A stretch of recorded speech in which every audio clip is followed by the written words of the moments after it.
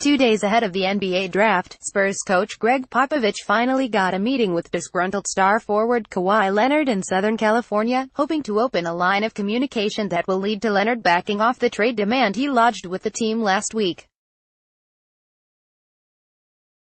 That drama figures to overshadow Thursday's draft. But executives around the league say it's near impossible that the Spurs and Leonard can work out their differences in time for the draft, which would leave San Antonio, which owns the No. 18 pick, in limbo as the team makes its selection. Ideally, the Spurs would have a clear view on Leonard's future so that they could acquire more picks in this draft. Should Leonard continue to insist he wants out, the Spurs have some sense of the offers they could consider. The team has heard from multiple serious suitors for Leonard, including Boston, Philadelphia and Cleveland. San Antonio has made clear it does not want to give Leonard to another Western Conference team, but the Spurs might have no choice.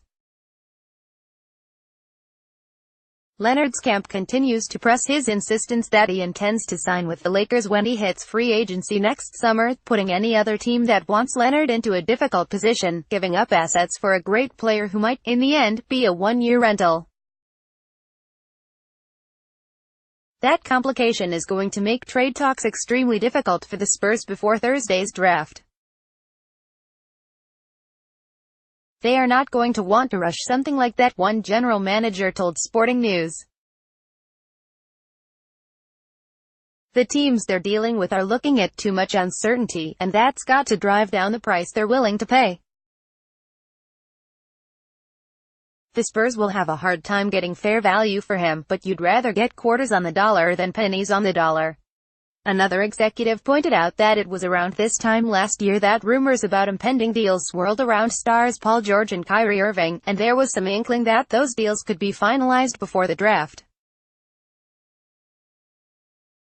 You can talk about trades at this time of year, the exec said, but if they're stars, you've got to be patient. Look at when the deals for Kyrie and Paul George actually happened. George, after being close to landing with the Cavaliers in late June 2017, was sent to Oklahoma City on July 6. The Irving trade to Boston was not completed until the end of August, delayed, in part, by Isaiah Thomas's hip injury.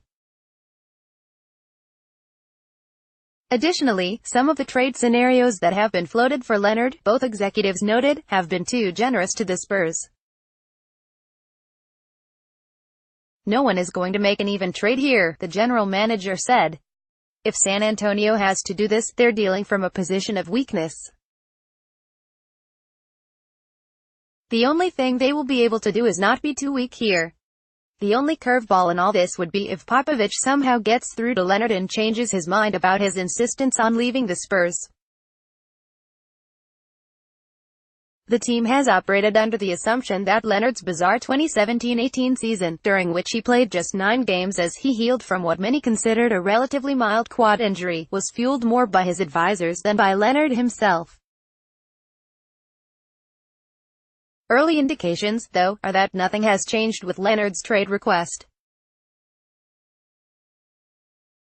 If, however, Leonard pulls that 180-degree turn in the next day, and recommits to his team, this saga will have been brought to a happy close for the Spurs.